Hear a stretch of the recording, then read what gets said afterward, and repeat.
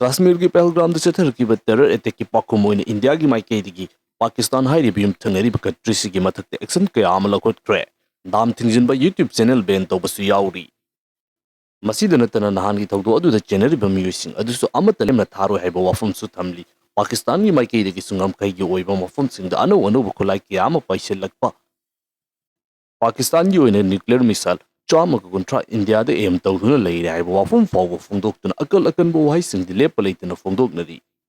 ngamkai da lanjau thokpa thoktaba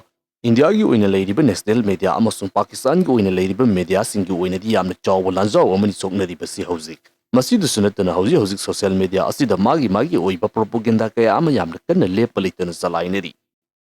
ngamkai ki oiba tension amasung propaganda ki oiba lanfam asida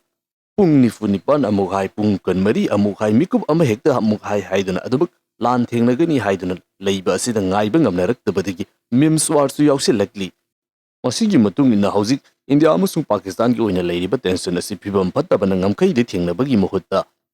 social media da oina memes ta thengnare